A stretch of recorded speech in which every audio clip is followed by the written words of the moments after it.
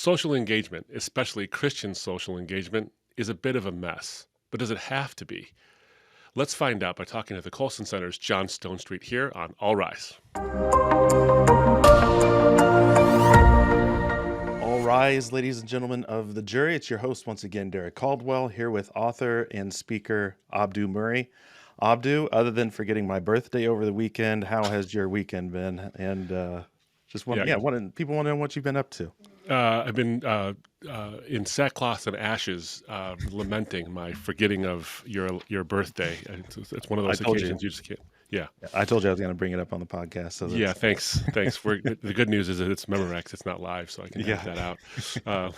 But no, it's been great, Derek. It's been good. Been busy. Yeah. Lots of great speaking engagements, but it's great to be with you in the studio again. Yeah. Today, we've got a special guest I'm going to introduce in a second, but I just wanted to set the stage a little bit of where we're at, because obviously this episode is being recorded. We'll post it later, but right now, we're in the midst of an election season. Trump has picked his VP candidate. Kamala Harris has just picked her VP candidate in Tim Walz, the governor of Minnesota. And there's already this fighting back and forth going on in this. We're starting to see the Neil Postman prophecy come to pass, and that this is politics as entertainment. And especially I noticed that last week when I saw that J.D. Vance had criticized Tim Walz's military record, and Tim Walz was defended by former professional wrestler Jesse the Body Ventura. And a few weeks before, Donald Trump had been defended by former professional wrestler Hulk Hogan. So politics has literally become professional wrestling. And this show and, everyone kind of, the big presentation and rhetoric and our guy's going to be your guy. It's been really polarizing. So that's what we're going to be talking about today, and how we can navigate that as Christians, and even for the non-Christians watching this, maybe looking for a way to figure out, what the heck is going on, and what's my part to play in that, and how do I not add to the chaos of a really polarized moment. So today we are talking to John Stonestreet. He serves as the president of the Colson Center for Christian Worldview. He's a sought-after author and speaker on areas of faith and culture, theology, worldview, education, and apologetics. You probably know him from that. You know him also as the voice of Breakpoint, nationally syndicated commentary on the culture, founded by the late Chuck Colson, and also the voice of The Point, a daily 1-minute feature on worldview, apologetics, and cultural issues, and a friend of Abdu Murray. So, John, we're happy to have you here with us today. Hey, I'm glad to be on, and let me just be the first, apparently, to say happy birthday to you, Derek, since Abdu was not. So happy to jump in that role. Wow. Thank you. You like that? Thank you. Yes, yeah. Thanks. Yep. Okay. I don't even know how thanks to for being take on, it. John. Appreciate you being on. See you next time.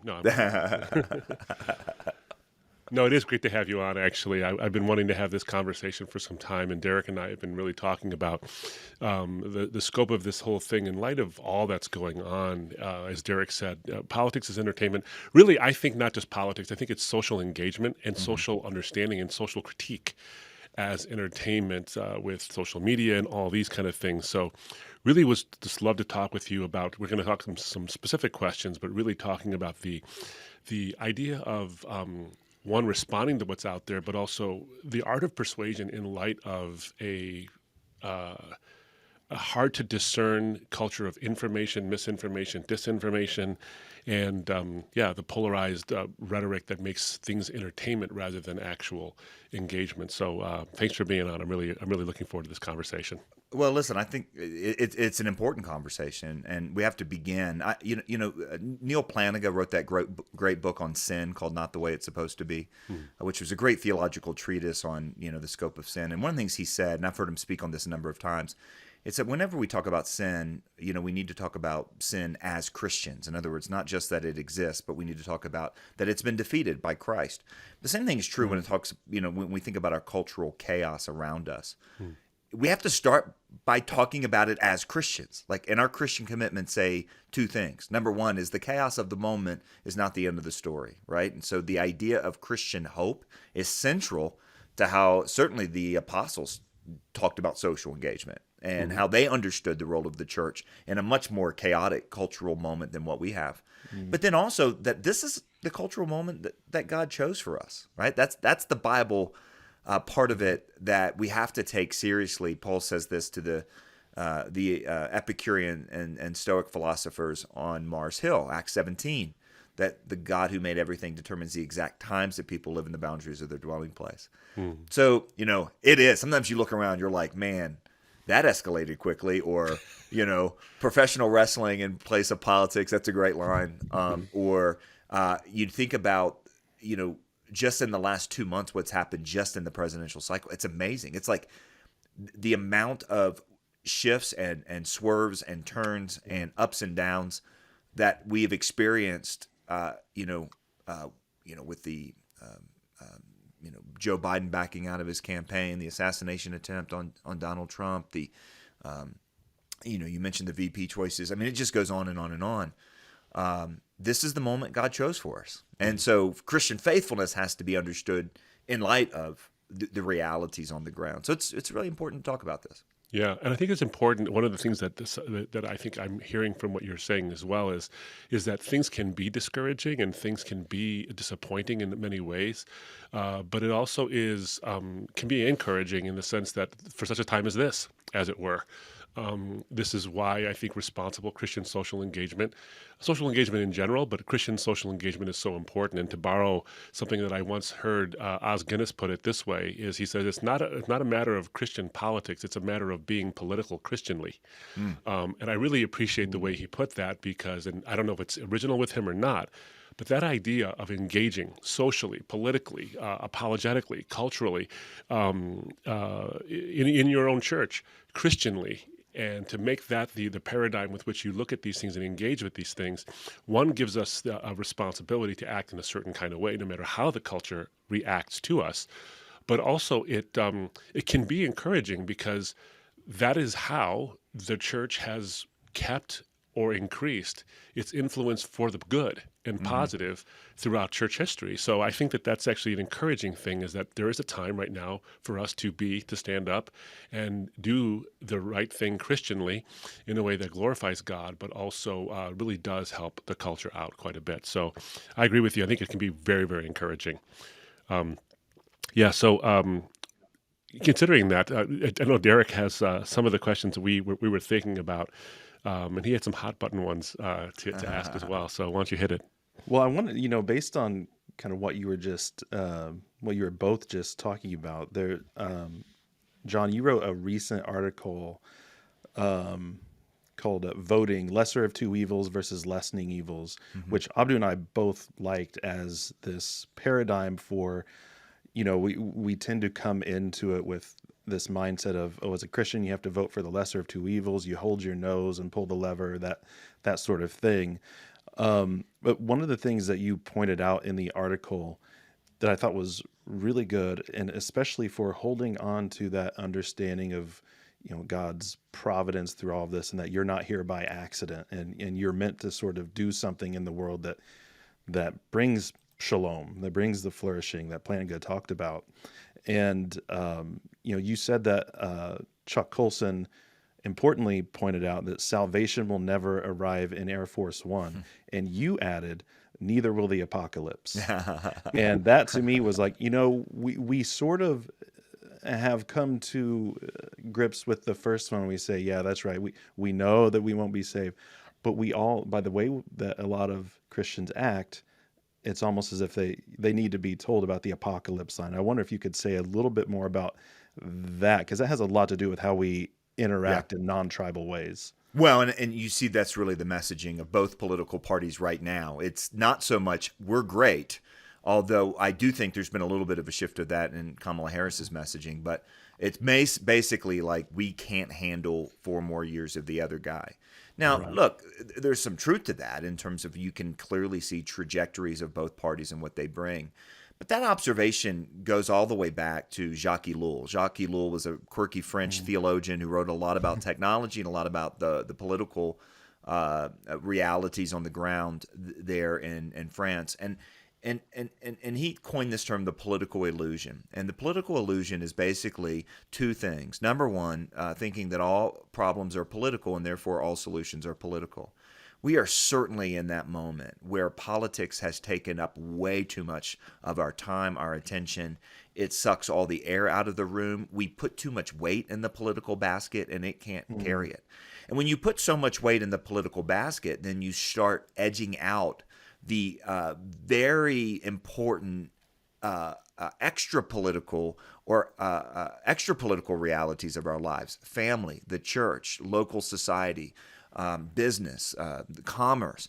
These should take up way more room than the political process. And you can almost think that a political environment is healthy when it doesn't try to take over everything, right? When it's limited.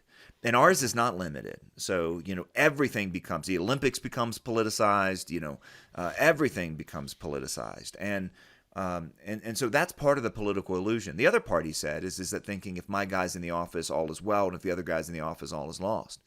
And that, I think, has certainly dominated how we think about the presidential race for a long time. It's not just this one. I mean, and it actually precedes Trump, which we have a hard time really believing that there was a political world before Trump, but there was. And at that point, we heard this same sort of, remember John Kerry, saying that if he were elected president, Christopher Reeves would get up and walk again. That's putting way too much weight in the political basket. Wow. If we could just, giving him Jesus-like ability to heal the lame. Which is easier to say. Yeah, right, exactly. Easier to say than do, right? Yeah. Or, what was the race where the other guy, if he was elected president, then he wanted to push grandma off the cliff and put your ancestors back in chains. Mm-hmm. This is giving way too much credit to the presidential office. Now, the framework that we tend to approach, because the presidential race takes up so much noise, is this lesser of two evils. And it becomes really hard when you have morally compromised, characters. And we haven't had a perfect candidate ever, but we've got very morally compromised. And you've got morally compromised in policy. You've got morally compromised in character. You've got morally compromised in history. You've got morally compromised across the board. So how do you think about it? That framework of lessening evil, I owe to my former Summit colleague Kevin Bywater, who articulated, and I've been thinking about it for years, and I tried to spend a little bit more time this year trying to flesh out, well, what is it actually, what could this actually mean as a framework that could be helpful? First of all, the president really is limited in the way that the American system is created. The apocalyptic predictions of what the Supreme Court decided about Trump and immunity did not basically give the president king-like powers. The president's never had king-like powers, right. Never does. In fact, the closest that a president has to king-like powers is not the president and what he does. It's these 3,000 to 4,000 unelected officials that basically run these agencies that interpret the law, and their interpretations have the effect of new law. And you can see this most easily in the Department of Health and Human Services, where Kathleen Sebelius, under President Obama, issued an abortifacient mandate, a contraception and abortifacient mandate, and in the process also redefined what should count and what should not count as a religious nonprofit. So basically making amazing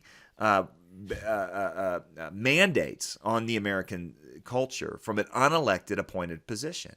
That's why the presidential race matters. Not the only reason, but it's a main reason that it matters. And of course, we know Supreme Court nominations matter as well. But we also know, especially for example, in the wake of the Dobbs decision that overturned Roe v. Wade, that the life stuff is very, very localized now. And you've got states going in two directions. You've got states really doubling down on their trigger laws or other pro-life laws, limiting access to abortion and protecting unborn lives. We know that has had the net result in those states of dramatically reducing the number of abortions. And if you believe that life begins at conception like I do, then you want that. We've also seen other states not only establish abortion access, but do it in a way that far outpaces what was federally done by Roe v. Wade.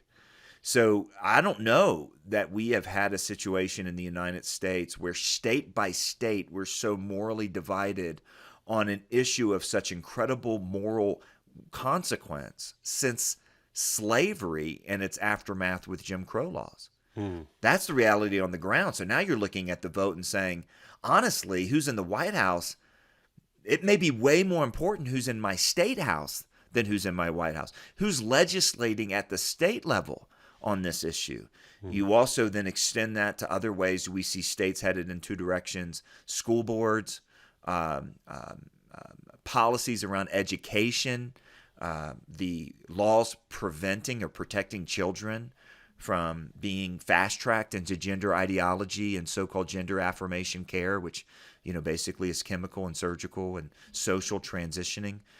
These are really important issues that really the federal government isn't having as much impact on as the state level stuff.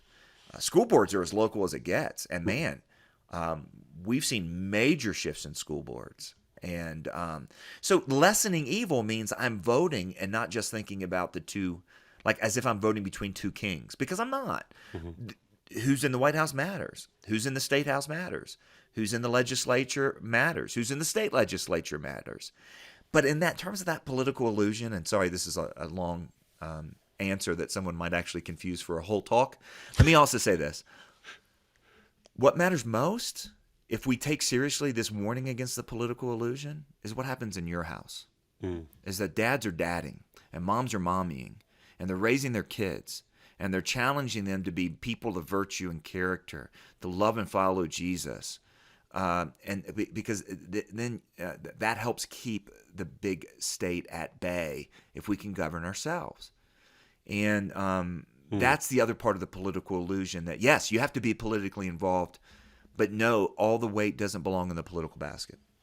I think about a couple of things in reaction to that first of all, well said, and I think that's the kind of thing that I have so much to chew on now, and I think our audience would as well. And a couple of things just bubble up to my mind. First of all, the way we talk about the idea of lessening evils versus voting for the lesser of two evils, I think has an actual emotional and a moral heft to it, an impact, because politics has become such a cynical thing. Yeah. And the choosing between the lesser of two evils, some people would say, my guy's not evil at all, or my gal's not evil at all. And so it creates this thing. But the idea that when you're voting, you're choosing the lesser of two evils makes the voting process sort of this downer. Like, I got to do it, and it's terrible, and I'm not even sure my vote matters. As opposed to reframing it, and I think accurately reframing it the way you've put it is, I'm not choosing the lesser of two evils. I'm lessening evil because from a Christian standpoint, and I think that there's really no arguing with this in any real sense. I know that folks like Steven Pinker and others have tried to argue that everything's getting better, and some things certainly have gotten better, but the human condition is still the human condition, and other secularists like John Gray would beg to differ with him. But the reality is, that's part of what this world is yes, there's good and there's beauty and there's truth and there's a lot of wonderful things here. But the reality is the human condition is so beset with sin and evil that oftentimes our social duty is to try to lessen those things. That's why we have checks and balances in the first place. The whole structure is built on the basis of the idea that human beings will usurp power in ways that serve them, whether it's government or corporations or individuals. Doesn't really matter.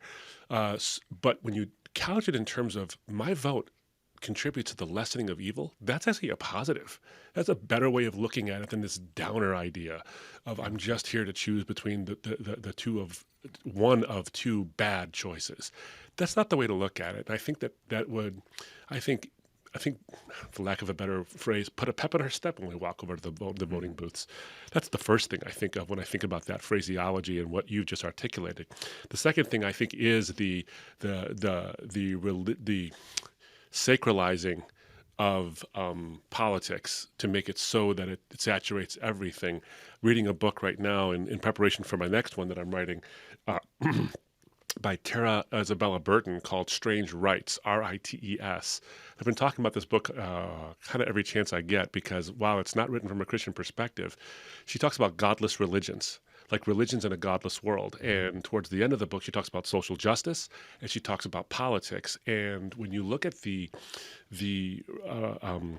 the surveys done and the polling done on millennials, Gen Z, and even Gen Alpha to a degree, how much they talk about politics, or even young people making politics into what they call a hobby, but it's really not a hobby. It's almost everything they talk about. The percentage is shockingly high, to the point where it's what they think about all the time, which to me is religious. And I think Tara Burton argues that is a form of godless religion.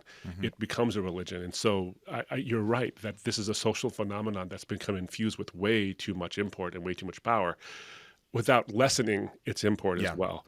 Hey, And could I jump in on that? Because please. listen, that's such an important point. I know that book, and I know that thesis, and she's exactly right. And a follow up has really shown that those on the progressive side of things actually are more politically those that are religious, progressive, liberal Christianity are more politically engaged than conservatives. But you kind of look at it and you say it's so imminent as opposed to transcendent. That's the only game they have. This is why those on the left tend to want to raise taxes. Those on the right want to save so that they can give to nonprofit organizations, because we don't think that the government's the only entity doing the work. Right. And that is, I think, a real challenge of seeing that. So the religious impulse of politics is a great way to talk about it. Jacques Ellul alluded to that a little bit, and you see that.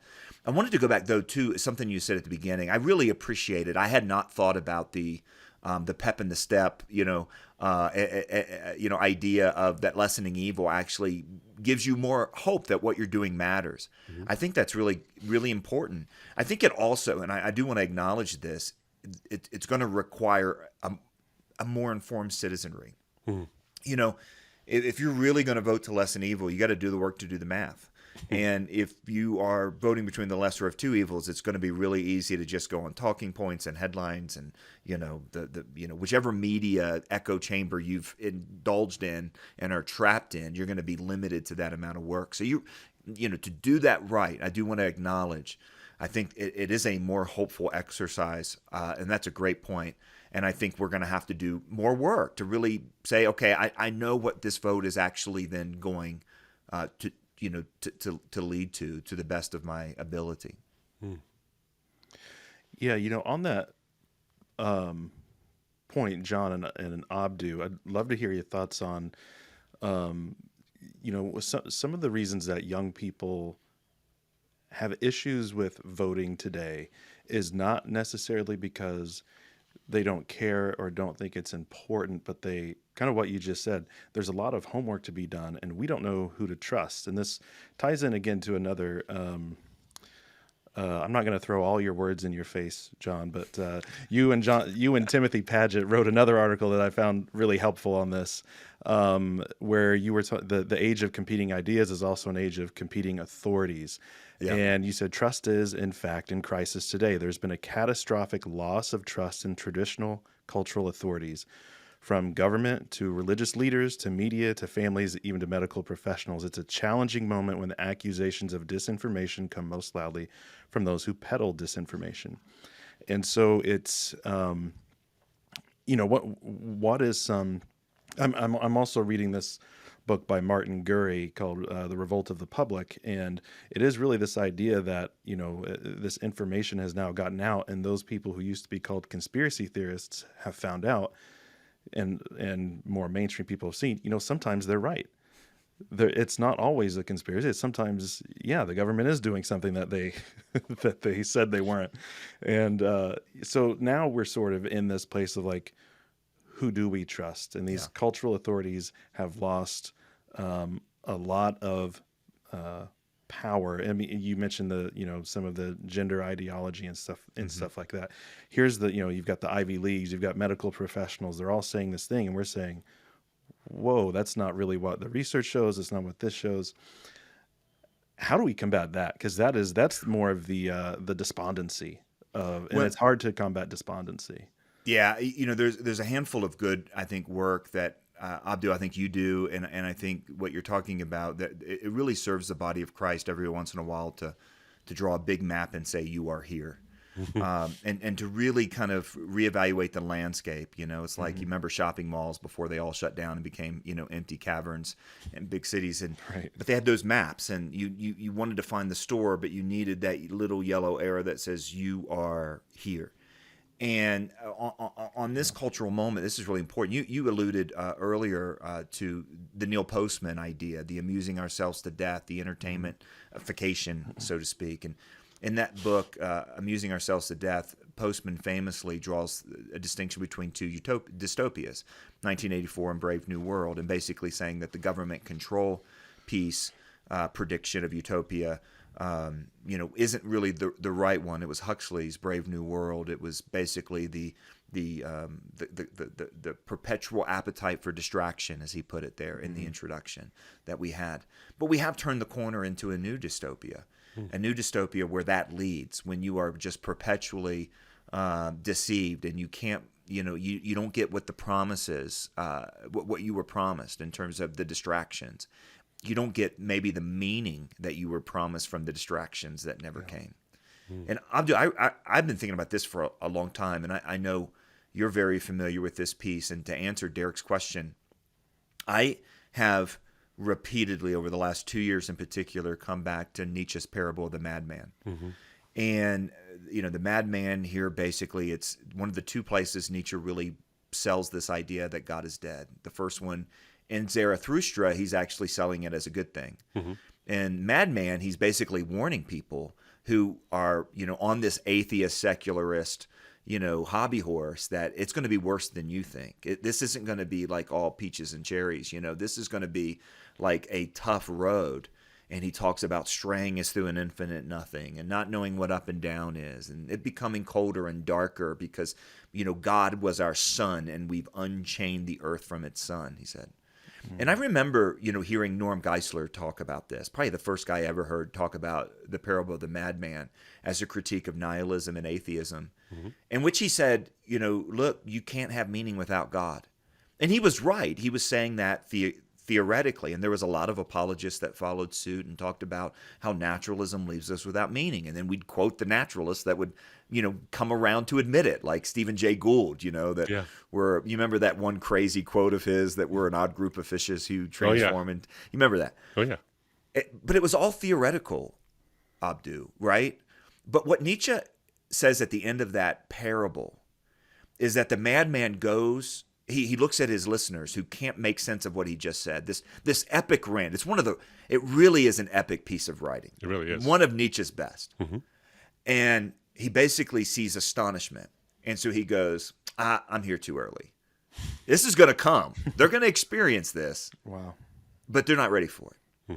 And I have thought over the last 2 years, have we reached the existential phase where the thing that Nietzsche predicted and that we theorized about as apologists and worldview people for the last 30 years has now on the ground been experienced and realized? And I've summed it up in four catastrophic losses of unchaining the earth from its sun. Number one, catastrophic loss of truth. With that comes a catastrophic loss of trust. Very close to that is a catastrophic loss of love. And then a catastrophic loss of meaning. And I have seen, we talked about deaths of despair at the Colson Center a lot. There was a study out of the UK that's now been repeated over a 10-year period. 10 years ago, probably about 13 years ago now, young people ages 18 to 29 were asked, is there meaning to life? 9 out of 10 said yes. They didn't specify what it was. They were probably a little existentialist and whatever gives me meaning is meaningful sort of thing. 10 years later, the same study, only 1 out of 10 said it. In other words, they stopped believing their own deception. And that's not long a time. That's 10 years. 10 years. Yeah. That's 10 years. Wow. And Abdu, I'd love to hear your thought on that, because this loss of trust that typifies the information age has become so existential. And you think about what COVID did to the medical profession. I mean, there was some hangouts, right? Like you still trusted your pastor, not anymore. You still trusted your doctor, not anymore. I mean, who do you trust? And then when you take out then the only institution that cultivates trust, there's one institution that can do it. No other institution. Institutions can cultivate virtue. And the only institution that can cultivate trust to that degree is the family. So when the family breaks down, now you can't even trust the people that gave you birth and committed to each other. And that's what I mean by a catastrophe. That's how I understand it. I mean, I know other than that, Mrs. Lincoln, how was the play? I mean, that's a pretty stark, kind of depressing analysis. But I kind of think we're entering the existential phase of the madman. Boy, I couldn't agree more with that. I think that that's exactly where we're going, and I think we're not even going. I think we're eyeballs deep in it. Frankly, I think we've been eyeballs deep in it since post-truth became the word of the year in 2016, even though it wasn't coined then. I think that we started to see, oh my goodness, here we are now, and I think that's why one of the reasons why we create these sort of champions. We no longer have a statesman. I think, again, to sort of borrow from Os Guinness, he says, where are the statesmen? Where are the Lincolns? And the reason we don't have statesmen anymore is because we don't really want statesmen. What we want is our champion. We want our gladiator. So the civil public square has now become the gladiator arena. And I think you're right. I think it's a result of we've unchained ourselves from that central idea that meaning can be an objective thing, even despite our circumstances. And so I think with the rise of, as Carl Truman would put it, the rise of psychological man, where everything is about psychological well-being and how do I feel, and you have to affirm whatever it is I'm going through at the moment to help me feel as good as I can be in the moment, not necessarily real therapy, but momentary therapies that just make me feel placated as opposed to actually genuinely and deeply satisfied. We lose a sense of meaning. And if we lose that sense of meaning, then things don't mean things anymore. And I can say whatever I want, and it's good fun to be a peddler with words on the internet or whatever it might be. And so we start to create misinformation and disinformation, and we even lionize the idea of misinformation and disinformation if it serves an agenda which we think is a higher order agenda than truth itself. So we can become post-truth in the hard sense. And what I mean by the hard sense is it's not a matter of just I feel this and therefore it's true. I mean post-truth in the sense of I have an agenda, and anything that is true and comes against my agenda, I can lie about and have a good conscience about it and feel a good sense of that, which creates disinformation, which, of course, creates that despair where how do I possibly know what the truth is? I was talking to all of our good friend Stuart McAllister about this about 2 months ago. And, Stuart has this ability to talk with you for a while, and then this amazing thing just falls out of his mouth. And you're like, wow, I wish I recorded that, Stuart. And he said, Abdu, don't you think that post-truth has resulted in post-trust? Mm-hmm. And that's exactly right. He's exactly right. We don't trust institutions anymore because we can fact-check things, and sometimes we're wrong in our fact-checking and therefore think that people are just wrong because they don't comport with what it is we happen to think at that moment is the truth. And we also have a lack of discernment. We don't disciple people in Christian circles, in family circles, and I'm going to speak only for the Christian community, and I can speak at length for the non-Christian Christian community as well. We don't have critical thinking abilities. We don't have discernment abilities. If it happens to come from the source that we like, we believe whatever that happens to be, even if it might be a little bit like, that doesn't seem right exactly. We don't have this discernment ability anymore. And I think that results, in an increased gladiator arena. Doug Murray, not Doug, he hates being called Doug, but Douglas Murray, no relation, by the way. I don't agree with everything the guy says, but there's one thing he says at the end of one of his books where he talks about this idea of why social justice movements rise to the level they do and why they have their own religious fervor and they have their own rules for excommunication and all this stuff. He made this interesting point. He called it St. George and retirement syndrome, where he says, St. George, the legend of St. George is that St. George slays the giant dragon and he saves the people from the giant dragon. But then there are still lesser dragons running around and he needs to slay those dragons. And so then he slays those dragons and now there are no more dragons to slay. And St. George has no sense of meaning or purpose anymore because what does he do? He doesn't, there's no more dragons to slay. So he begins to imagine dragons to slay. And what Douglas Murray would say is that our current cultural climate, because we've unchained ourselves from our son, we don't have a sense of perpetual meaning that isn't dependent upon my circumstances or upon the thing that I champion, or with these little machines that we call phones for whatever reason, we need an audience to like us, to love us, to champion us, to give us the likes and to increase the serotonin levels in our brain. And so we lost a sense of meaning. So we imagine things to fight about, and we will generate misinformation. I think, and I'm curious to know what you would say, John, in response to this is, I could ask this question all the time. In light of all that, where can I go to get the truth? And my take on it, and I'd love to hear your take on it as well, is, and I've talked about, looking at various news sources, don't just look at one and all that. And that's practical, and that's true. But I think this is going to sound impractical, not impractical in the sense that it doesn't work, but it's going to sound more esoteric than practical. But I think it's actually practical. I don't think that that's actually the answer. I've since changed my mind on this. I don't think it's look at multiple news sources. You got to do that. You absolutely have to do that. I think it's cultivate your critical thinking skills, and you'll be able to sort of smell something, and also keep your own confirmation bias in check, because we want to be right. We want to hold on to something no matter how much counter evidence there might be to it. Yeah, I would agree completely. I do think that there are sources you can point to that are doing, really helpful work. And, I think of World. World does great work. Yes, I think indeed. of the Free Press, just because here you have somebody who was in a group of people that were in the, one echo chamber and removed themselves. And I don't agree with half the things that come out of the Free Press, but the other half are asking really, important questions. So I think there are some of these projects that are really, really interesting. You look at what's happening. Again, I don't know the time frame between when we're having this conversation and when it will air, but we're having this conversation in the midst of some pretty serious uprising in England, and most people are just radio silent on it, and so you're seeing it come out on X. X is not a great place to just get all of your information, but there's information coming there you're not getting anywhere else. Yeah. But I think what you said is actually really, really important, which is more important than where you're getting your information is the kind of information receiver you are. Yeah. And I think critical thinking skills is an aspect of a larger thing. And I'm going to actually quote somebody else that I heard, and I can't remember who it was recently, but we need to become the sort of people who love truth. And, the scripture, Jesus summed up all the commandments in the command to love. Mm-hmm. And the first commandment was to love God.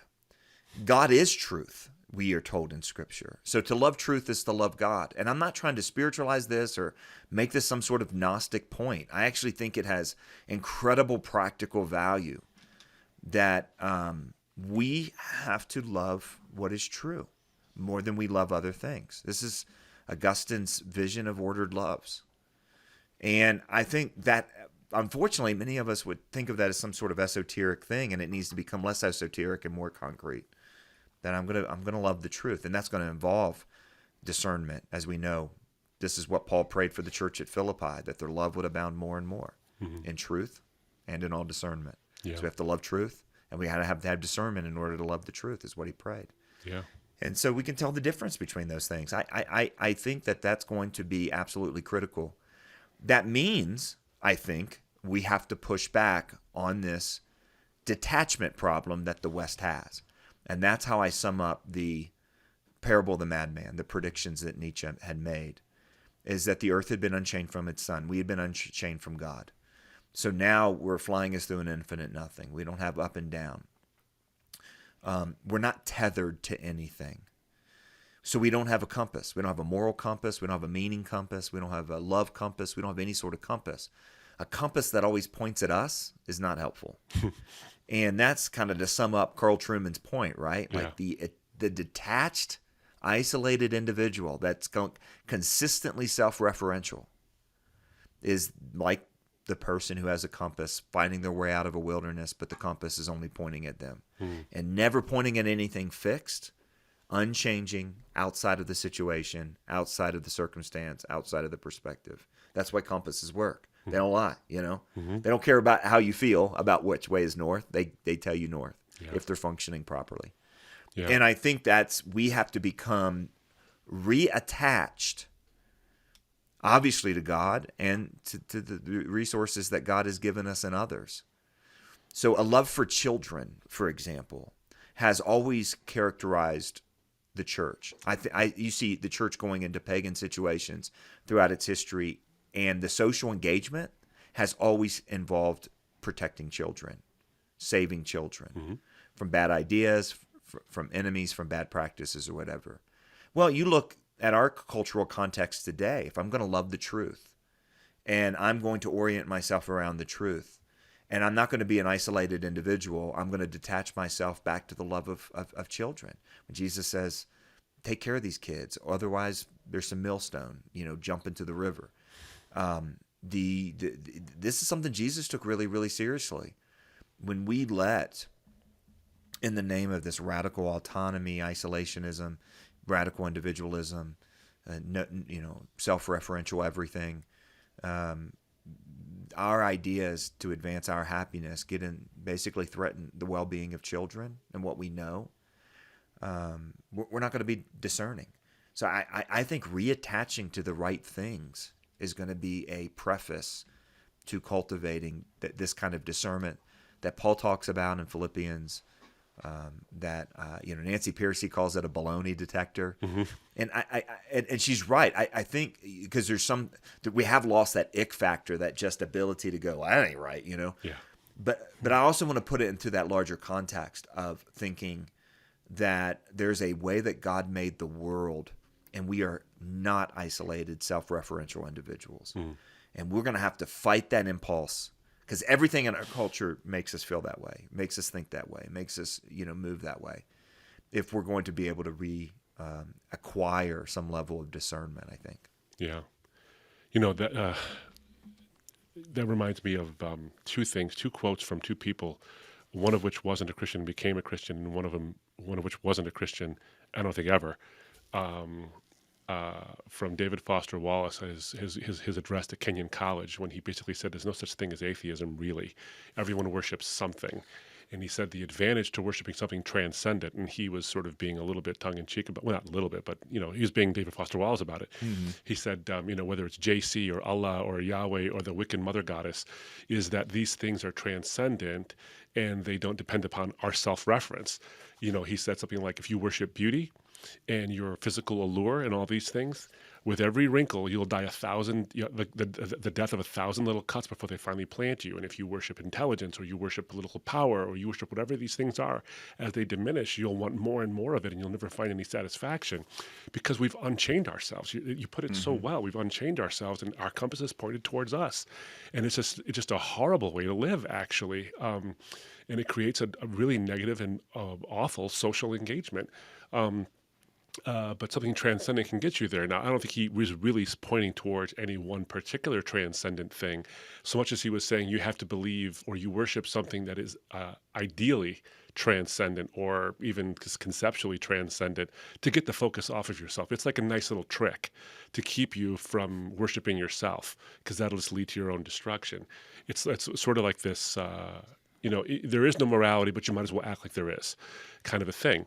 But I appreciate the sentiment he was going for, because I think it points to that thing we need to be tethered to. And then I think of C.E.M. Joad, when he died in, I think, 1953, but a British philosopher who was pretty much a Marxist, pretty much a dyed-in-the-wool communist or a socialist, and he became a believer. And he said one of the reasons he became a believer, because we were always being disappointed.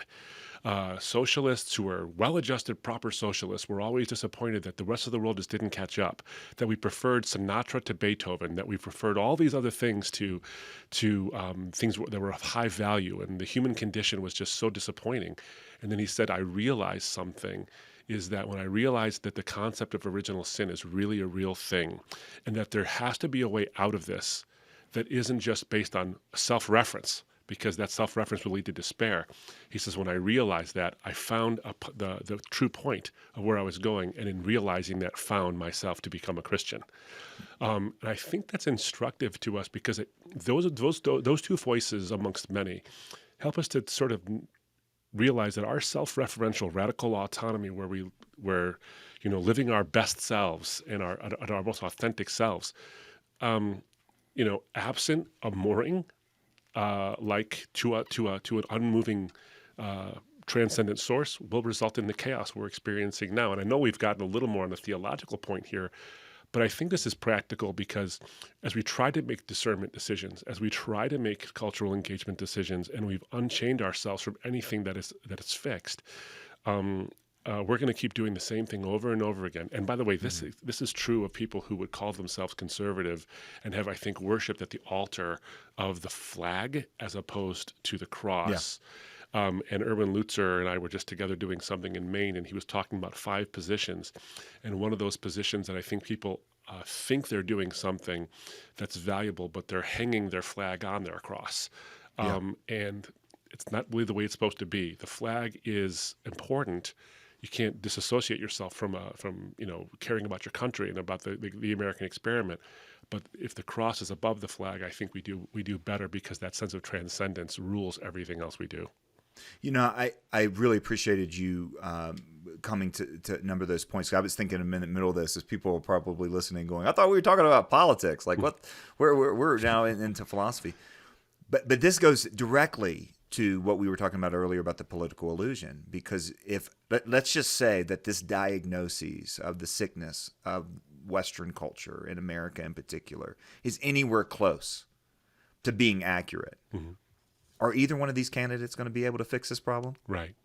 And that goes to the political illusion that all problems are political, all solutions are political, and it will be fixed by my guy and will be made worse by the other guy. Indeed. But what we're talking about here is a cultural breakdown that has a political face, and it has a political aspect or a set of aspects to it.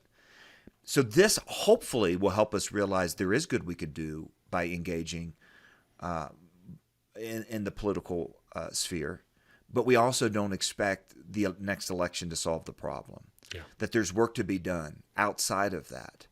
Now, your point too, and I appreciated, man, what a great comparison between the two individuals you mentioned, because we're seeing something similar right now with the Tom Hollands of the world, the Ayaan Hirsi Alis of the world, even the Richard Dawkins, who was our arch enemy just 20 years ago. And then like 2 weeks ago, he's like, man, I really like Christmas carols. You're like, what the heck is happening here? Yeah. But and calling himself a cultural Christian. So to see that Christianity actually has a real impact on the society, on the social realities around us is a step in the right direction. And then, of course, to your point about the difference between these two men, the cultural Christianity is there because Christianity is true, not just because it works. Mm-hmm. And not only that, cultural Christianity is a thing, not just because Christianity is true, but because there were actual Christians. Yeah. And you're right. You don't get cultural Christianity unless Christianity is true. And you don't get cultural Christianity unless they're actual Christians who are living this out in a socially engaged way, including politics, but not just politics. And that, I think, by the way, is where there's a lot of hope here. There's always hope because the resurrection of Christ secures the end of the story, which transcends and gives meaning to the moment, even our moment. At the same time, we got a lot of room to maneuver, right? Because if you're talking about the highly reductionistic view that if we don't get what we want out of politics, that's the only place we have to turn. That is a religious fervor and a religious commitment, but it's always going to disappoint. Well, we can hold up. And this is, I think, what we have seen Tom Holland realize and Ayaan Hirsi Ali realize and others recently saying, that there's something here outside of what I've been told that I am seeing. And, Christians, I think, can can be that kind of salt and light today. So it very much is connected. We have gone kind of deep in kind of cultural philosophy, but this stuff matters because we're talking about what politics can and can't do at the end of the day in this podcast. Yeah. And being clear on that's super important. Yeah, absolutely. Absolutely. No, yeah, that's a great way to bring it right back to the topic we were talking about before. I really appreciate that. I know that Derek and I were talking about, I'm curious if you could ask the question about your views in a couple of minutes now about the difference between, because we're talking about social engagement of Christians, social justice, and this word social justice, Derek. So why don't you take it away on that one? Yeah. Well, I was going to add, a lot of what I just heard too is we have lost a sense of a unifying story in America, and for some people who live here, they'll say, "Well, we were never really a part of that unifying grand story that you told," and that's a fair criticism. But we've lost the sense of nation or what it means to be American, and what has come in its path is almost these warring stories of suffering and oppression, and so love. People are still sort of attempting to love, but it comes in the form of this sort of what you talked about early on, John. This almost secular religion of social justice, and a lot of people who want to be, this is the issue that we run into. Is it seems like, sometimes you wish that people had the minds of conservatives and the hearts of liberals in a sense, because that's what it looks. That may just be the PR, but that's what it looks like, and that's what attracts a lot of young Christians. And they're saying, these people over here on the right believe all the doctrines I do, but these people over here on the left do all the living out of those doctrines. And obviously there are issues with how that's being lived out, and there are probably issues with how people over here are believing certain things. But what is the actual difference? Because something I was talking to about Abdu is it seems like a lot of the times. And I heard this a lot after the He Gets Us campaign stuff. Some conservative Christian commentators were almost making it seem like Jesus didn't care about social realities at all. And so, you shouldn't either. But when it comes to cases like immigration, First Amendment, traditional marriage, abortion, it seems like all of a sudden Jesus cares an awful lot about justice that deals with social issues. So what is if we were to help people say, okay, you can be conservative or whatever and care about justice as a Christian, forget conservative liberal, maybe just as a Christian, how do I care about justice and actually discern what's a healthy way to do that and what's unhealthy? Well, obviously, whenever you hear these terms thrown around, one of the most important things to ask is, well, what do you mean by that? Defining the terms here is absolutely critical, because it's not accurate to say that Jesus, didn't advocate social justice, but it's also not accurate to say Jesus advocated the kind of social justice that goes by the name social justice today. Right. I mean, the social justice world today, and maybe this is helpful to, I think, understood. I really think we're in a postmodern critical theory mood. When I taught on postmodernism as a worldview, I often said, look, there is a worldview that can be articulated out of postmodernism, but it's way more a mood that our culture has entered into. And because people would say, well, we're not postmodern because no one's read Derrida or Lyotard. And I was like, well, of course they haven't, because nobody could understand them if they read them. It doesn't matter. But we have Britney Spears and Kurt Cobain and the Matrix movies. This was the 90s when we were talking about the postmodern mood. We're in a critical theory mood now. And it's definitely a child of the postmodern mood. But the critical theory mood is basically seeing all of life in this category of oppressed and oppressor. And that is a reinterpretation of creation. So basically it's a statement about identity first and foremost, that you're not made in the image of God, and then dispersed, as the biblical narratives say, into every tongue, tribe, nation, and language. It's that your deepest identity is in these oppressed oppressor categories, and that is the definition then of sin, is oppression. And there's no other definition of sin. So sin is only what you do to somebody else, not anything you do inside.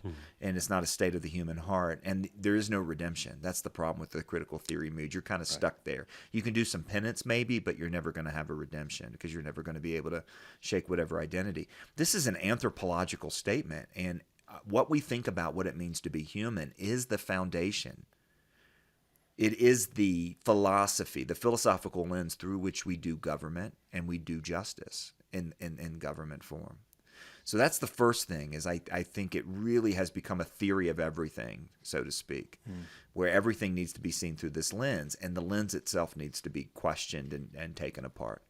The second thing that I'll say that hopefully will be helpful is I want to offer kind of a couple framings that maybe can help us, think specifically about the social justice and what we mean by that and what we don't mean by that. I think the phrase is so loaded, I don't use it because I think it's beyond kind of repair. Catholic social teaching obviously is where this came from, and it's been kind of thoroughly reinterpreted in the critical theory mood. But the first thing is it's a simple little framework at the beginning of a book by the great late Ron Nash, the philosopher who wrote in Poverty and Wealth, I think was the title of the book. And he said very simply, we have to help the poor with our head, not just our heart. Because good intentions lead to bad outcomes if they're not built on reality. So and I just gave you a quick little critique of critical theory. If that's the mood that's driving our heart, but it's not actually accurate, then even our best intention isn't going to bring about the outcome that we want, and it actually might bring harm. Now, let's start with what is true about the human person, made in the image of God, and our social relationships being founded around the family. Well, okay, now we look at it and go, anything we call social justice that doesn't seek to stabilize and support, and in many communities, let's say across America, rebuild the family, is not going to accomplish social justice. I mean, look, there's a website called familyfacts.org. It's got every data point you can find on the family that has been done, and you can boil it all down to this: until we get dads back in the home. And you know what? President Obama said this. He was only partially right. He said kids need dads. What kids need is married biological mom and dads as much as possible.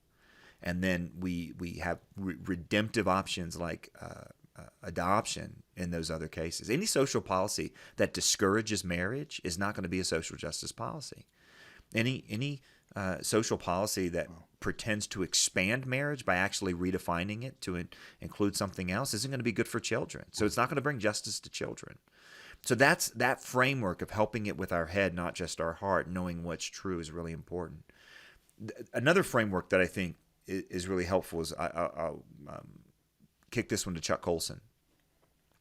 He was just looking at social policy and law, and when you're kind of, have time to do all the deep philosophical, meandering that Abdu and I have done during this podcast. Here's a really simple set of questions. When you hear a politician speak, ask, what is he saying the problem is, and who's he saying is responsible to fix it? So think about that. If you look at how he describes the problem's the lack of education. Well, that might be the problem. Or is the problem the lack of a family situation? Problem's poverty, problem's racism, problem's whatever. Okay, then analyze if that's really the problem. But a really important one, if the answer to every problem is the government, governments aren't good at things. And I'm not an anarchist. I'm not a far-right guy saying government has no role. Government has lots of roles. I think the government is not just something that came into existence as a result of the fall. I think you would have had the state before the fall, in my view. Yeah. Because if you're going to be fruitful, multiply, fill the whole earth and subdue it, you're going to have highways. You're going to have time cards, and you're going to have to be able to, figure out some sort of social. I mean, all that stuff's going to exist no matter what. People are going to get mad about that because a lot of people think the state's just the result of the fall, and it might be. I think it would have preexisted it, but there are some things the state's not good at. I ask people, sometimes to cut something, you need a chainsaw. Sometimes you need a scalpel, and all the government has is a chainsaw. And if you have to do the kind of surgery that's needed in some communities to deal with the brokenness of individual lives, and you bring a chainsaw, you're not going to be able to help. And that's why I think those two frameworks, our head, not just our heart, what's wrong, how do we fix it? These are two helpful kind of frameworks that can maybe help us think through the specifics when the justice questions come up. That's good. And I think that, boy, that's a great way to look at that. Framework helps us to discern when we see something that we should care about, and you can quickly, with the way things work with social commentary and engagement, is you slip into suddenly being you're a leftist all of a sudden. Well, why? Because Yeah, you that's used the right. word justice one time, or you're not. You're alt right because you don't use it often enough. But that kind of careful and I think nuanced look at the questions it really is a great way to look at it and a way forward. Because I think about what you said earlier about the oppressed oppressor dichotomy of reality being definitional, or it becomes foundational, as opposed to just being a feature, because the Bible talks about oppression and Mhm. freeing the oppressed and justice, and it used the word a lot, but it doesn't talk about this as this not a, it's a feature of the human condition, but it isn't the definition or the foundation of all of this stuff. And every problem can't be solved this way. But think about those two questions. I love that. Is that what is he saying the problem is, and who is he saying is responsible to fix it? What I like about the omission in those two things is, while we do need to figure out who might be responsible for how we got here, because we need to be careful of who we reelect, that isn't the focus. The focus isn't what's the problem and who's to blame. It's what's the problem and what is my responsibility Yeah. to fix it. I really like that. That'll help us really, I think, orient ourselves towards, I think, a true social engagement. Very much so. Um, Boy, we have gone on, and I think I would love this discussion to go on. I want to respect your time and our viewers' time as well. But my goodness, I got so many other things to ask you about and talk to you about. But perhaps that suggests that we should do another one at some Yeah, it point. should be a part B. These are important questions, and it's really hard to think clearly about these things in the middle of a storm. Mm, And Yeah. we're in the middle of a political storm season. That's really where we're at. So yeah, yeah. Yeah. Well, Mm. yeah. Thank you, John, for being so gracious to us with your time and spending, I think, about at this point, an hour talking about this. We really appreciate that. And we just appreciate your heart for this. And you're always talking about these things and helping Christians navigate the political world and the cultural world, which is what we're trying to do as well. So we appreciate that work. And we will put links to all the articles I mentioned down below and links to your socials and your website, and just encourage everyone. A lot of our audience, I'm sure most of our audience already knows who you are. If they're not familiar, do check him out and the Colson Center. They're doing some great work, some of the best work out there on these issues now. So we are very blessed by you being here. And Abdu, Hmm. you have some closing arguments for us. I do. Thanks again, John, for being on and for helping our audience, the jury, to make their decisions and to get the tools to help make those decisions. Ladies and gentlemen of the jury, I do want you to encourage you to take in the material the Colson Center has to offer. John and his team are doing a great job of helping people discern things, not just tell you what to think, but how to think critically about the issues of the day through a biblical lens. And they do it credibly, so that their biblical lens, even if you're not a Christian and you're watching this, I would urge you, take a look at what they have to offer, because it's not just, I'm a Christian and this is what it means, and that's why I believe these things. And I say these things from this perspective. They offer great reasons why that whole worldview makes sense in a practical way. So, in answer to the question I often get, what tools should I do? Where should I go? I would highly recommend the Colson Center. World Magazine, we already mentioned that. Great place to look at. The Free Press also as well. But the Colson Center is one of those places you should look at. So to sum up and to give a closing argument here, I think that some of the key takeaways from what we should take away from today, and there's a lot, is don't despair. Don't despair. If we worship politics and that becomes our religion, and Christians and conservatives are as susceptible, if not more susceptible, to this penchant to want to make this into your religion than anybody else is. Resist the urge to make politics your religion and think about everything politically. Rather, orient your worldview in a way that I think is based in the transcendent and doesn't put our faith only in the politicians. And I think that will lead to a sense of hope, that John talked about, and I think the positivity of not just having a cynical look at the lesser of two evils, but at the way in which, as somebody who believes that good ultimately triumphs over evil, is that our role in this world right now, whether it's political engagement, social engagement, or personal engagement one-on-one, is not to pick the lesser of two evils, but to actually engage in the noble work of lessening evil. I want to thank John and the Colson Center for being a part of All Rise. Ladies and gentlemen of the jury, until next time, the defense rests.